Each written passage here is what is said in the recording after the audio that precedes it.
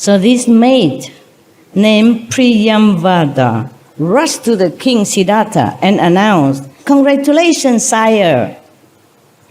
Many congratulations. Queen Trisla has given birth to a male child." Sire, you know, right? Like sir. But they use sire for king only. For other higher people or respected people, they say sir. But for king, sire.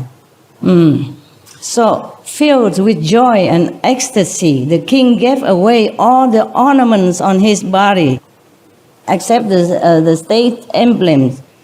He gave everything that on his body at that time to the maid Priyamvada. He was too happy, too joyful, because he already heard so much about his son before the birth. Yeah, so it's a great son is coming even, and to have a son to continue his reign, that is auspicious enough already. Not to talk about such a divine, great, and auspicious son as that. So he was overjoyed, and he took everything from his, except the one that represents the state and the kingship. He gave everything to the maid. He was too happy. Normally, a king doesn't do that. And you know, it must be very, very precious thing that he has given to this maid. King, they don't wear just, I don't know, it's just this like me. He would wear jewelry, diamond and rubies and lapis lazulis, whatever, you know, the best in the kingdom, and the best and the biggest and the most flawless jewelry that he would wear on his body as a symbol of authority and wealth. Kings in the old time, they wear jewelry, yeah? Sometimes they wear the long pearl also, or long chain, long necklace of jewelry, or something on their head, their body, yeah? And their wrist or their finger. Imagine, he took all that out and gave it to the maid because they're too happy. Wow. Wouldn't you wish you were the maid at that time, huh? Then you don't have to work very hard in loving hut anymore. Just go enjoy the life of a luxury. He also released her from slavery. Wow, even, yeah. Thus, a slave woman was free of her lifelong slavery just because she was the bearer of the good news of the birth of the Tirthanka. She just came and tell the news, that's it, and she became free of her slavery and got so much jewelry from the king. She could live the whole life long with her family without doing anything anymore because of this precious jewelry that the king gave. Imagine that. The child just born and everybody profit already. The maid already became rich and free, just like that.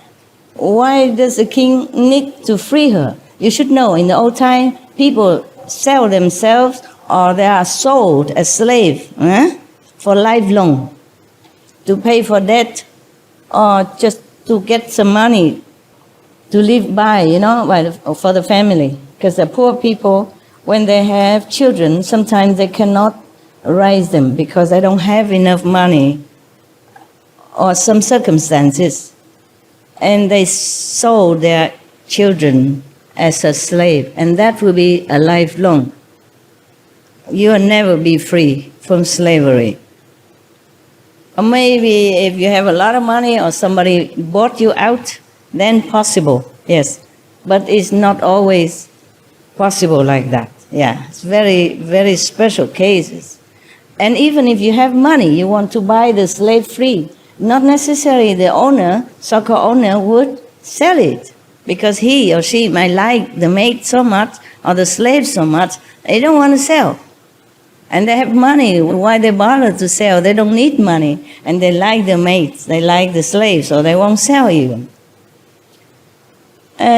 Talking about old time, in America, a few hundred years ago, 200 some years ago, still have this kind of trade, you know, of slavery. Nowadays, we don't have that. Maybe in some areas still have. Imagine, 21st century, people still sell and buy others look exactly like me and you, still sell and buy them, like a pen or something, like an object. This is not correct. Maybe this system don't exist officially anymore, but it still exists in some poor area, rural area, and it's regrettable. And even then, if we abolish this kind of slavery trade forever, we still must consider the animal slavery trade as well. They are also beings. They have feeling, they have emotion, they have intelligence, they have loyalty to each other, and they are so good to each other and to humans also. And we sell, buy them just like we did with humans before. That's also not correct. Our world is not correct in many ways. I don't know how long it takes to change all this, but we will have to change it. And we are doing all we can to change this system because it's not right. There's only one way to do things, it's the right thing. And this thing is not right. No matter what country or what government, if they have some thinking, some little sympathy in the heart, some understanding of what's right, what's wrong, then this slavery of humans and animals should be abolished long time before I was even born. That should be the right thing to do. And we hope it comes soon.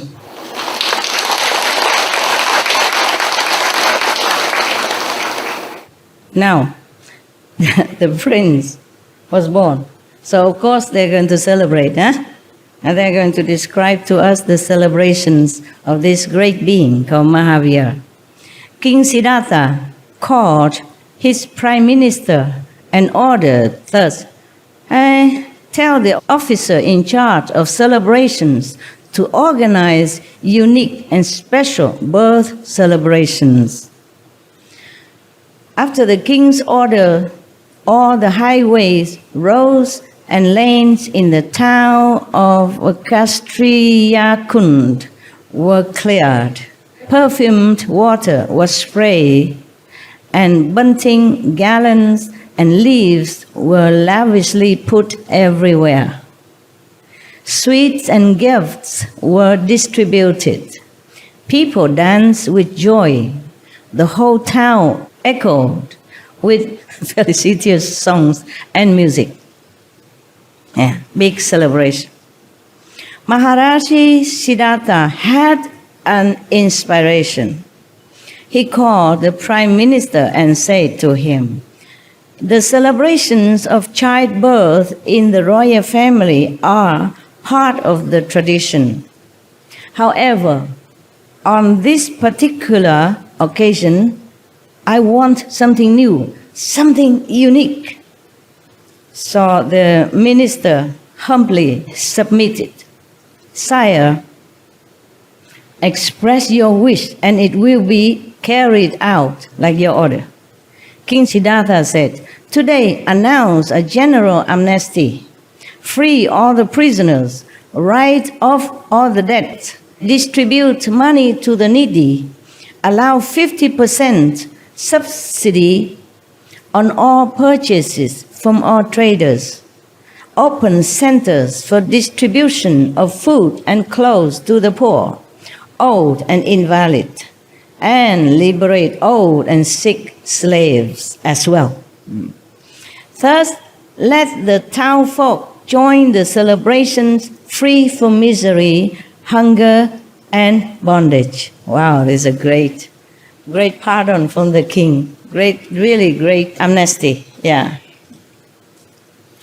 So the order of King Siddhartha was carried out, of course, Who dare not, Chop chop. The celebrations continue for 10 days with unprecedented enthusiasm. People held the occasion and muttered, "Some divine great soul must have descended on earth to liberate the world from pain and misery." they're talking between each other. Must be something like that. Otherwise, how can it be such a great magnanimity and liberation and generosity and all this? When the name-giving ceremonies approached, King Siddhartha said to Devi Trisla, Devi, there has been a continued increase in our wealth, power, and happiness. As such, I think we should name the child as Vardhaman. Vardhaman means ever increasing, always progress, improved. Queen Trisla consented with joy. Oh, Maharaj, you are absolutely correct. Good wife, good wife. This child is certainly going to accelerate our all-around development. Yes. Both of them very happy. So, on the 12th day after the birth of the child, King Siddhartha organized a great feast again and invited all his relatives and friends. After meals and other state courtesies, King Siddhartha addressed the guests. Since the day this child was conceived, our family has been blessed with increasing goodwill, respect, wealth, and mutual affection. Cash, gold, and gems have increased in our treasury. The public has gained health, peace, happiness, and goodwill. Thus, since the moment this soul has descended, there has been a continued enhancement in our glory, wealth, health, and fame. Wow, such a child everyone wants to have, eh? As such, I and Devi Trisla have thought of a befitting name for this child, Vardhaman.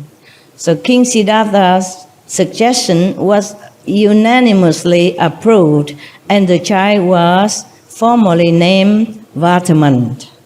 Now they are telling the story about his early life. Okay. The facts of the early life of Mahavira given in the several biographies, different biographies, whose names we have recounted above are very few. Indeed. The later accounts have connected him with certain anecdotes, myths, and miracles, but they appear to have been alienated from the other traditional sources and cannot, therefore, be justifiably recounted as the facts of Mahavira's life. They think some of their biography are too exaggeratedly mythical, in content, so they just forget that. Just like not a reliable source, It's more exaggerated. It's just like when people so much respect and revere someone, and they just adding things into their life which has not truly existed. So they think they cut it out. There is, for instance, an anecdote in one of the Digambara books illustrative of Mahavira's supreme valor, which runs thus. One day, Sakrendra, while talking in the assembly of gods, stated, "There is no person braver, more courageous, and stronger than Prince Vardhaman." The king of the gods in heaven supposed to say to some subordinate gods like that. And the people, they think, maybe the author of these books thinking that praising an 8-year-old boy's bravery in the assembly of God was a strange thing. A skeptic god jokingly said that Sakrendra was exaggerating, and he proceeded to test Prince Vardhaman. Oh, here come Here come the test. It is possible that the king of God truly was praising the Prince Vardhaman. And why not? Just like the Buddha, when he was born, he was only little, but all the gods and the angels and the other saints already surrounding him, bless him and love him. And why not? The God's chakra are supposed to know him, yeah? Because he was the one who took Vardhaman Prince all the way to Mount Meru to bless him and bathe him. If such a incredible person or being going to be a great saint and save beings on this planet and even save beings in heavens as well, then of course the kings of God would know even before the birth of the child already. And that's why when the child was born, he was present and took the child up to the Mount Meru to bath in the purest water of the mountain and bless him already. How could he not praise him? In the form of a child, inside already there are godliness, already saintliness, yeah, already compassion, mercy, and love. So the God should know, yeah. And if he praised the 8 years old kid in the God assembly, I don't think anything wrong about that. I don't think there's nothing rare about that or unbelievable about that. Do you? No. You think it's strange? No, of course not. Of course not. In the Buddhist Sutra, I think Lotus Sutra, it's recounted that 8 years old dragon daughter, yeah, has already become enlightened. 8 years old only, yeah, so why not? The Buddha also know about that. And also praise her or tell in front of one of his disciples. I forgot, long time. I read this maybe 40 years ago. Huh? So these things are nothing really very extraordinary. Huh? In the kingdom of gods or the Buddhas or the saints, these things are normal. Only for the mortal people, they don't understand. They think, oh, this is not possible. So they doubt the event in heaven, whether or not it really took place. I think it could have taken place. And this is nothing strange. And if it's written here, or in other biography, that means maybe one person, very highly spiritual, developed, it could have gone and have access to heaven and probably heard about that or see that. Just like Buddha's disciple or Jesus' disciple or any saint's disciple, they have access to heaven. And they can hear discourses or discussion from different gods in heaven. So they came back and they wrote it down. So it's nothing really strange. Many of the Buddha disciples also went to many different heavens to listen to Buddha discourses up there. Like when Buddha went to Tusita heaven to give a lecture on behalf of his mother. Somebody came back and recounted. So it's nothing strange about that. But I guess this is a biography of a great master who has been long gone. So the people who wrote this or who translated or who maybe gather informations about the great master, past master, probably not be able to capiche that. Okay? But you capiche, no? I hope. No need to even say like the God or the kings of gods even. When I was 8 years old, I picked up one of the book or something, a prediction that one child is born in Asia. Right now, that child is about 8 years old, and she or he going to be very great in the world. No need to be the God to even predict that. They even see it everywhere. There are some seers, great seers, great clairvoyant who has ability to see things that other people don't see. And no need to talk about a great master. in India or anywhere, there always have been, and there always exists some great seers and great clairvoyants all time. Nowadays, even in Tibet, for example, before the 14th Dalai Lama was born, the great seers, the monks, the elder, the senior monks, who can see things, who know things, who are trusted, with inner knowledge as well. They went everywhere to look for the child who is supposed to be the reincarnation of the Dalai Lama, the next Dalai Lama, which is the 14th Dalai Lama right now. And it's not the first time they do that. They always look for the Dalai Lama reincarnation, different succession. They always did that. And the 14th Dalai Lama also into the same category, that they also went everywhere to look for the child. After the Dalai Lama, the past Dalai Lama died, then they will start looking already if the soul of that Dalai Lama has reincarnated somewhere.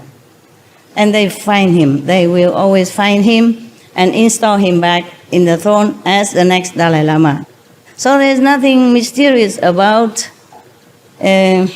whether or not the God, the King of God in heaven, has praised Prince Vatman when he was only 8 years old. I think it's very, very possible that this is really a true story. I mean, why would people say such thing when it's not true? If they understand about spiritual practice and they understand about the precepts, they would not tell lies, especially lying about a master, a great being like Vatman, Mahavira. I think. Okay, thank you. You are disciples, so all of you always agree to everything I say. This is good. Make me feel supported. But it's logical, right? Yeah, citing so many examples, then you would know that. This is a continued story that some of the people doubt whether or not it's true. So this is a continuing of that story.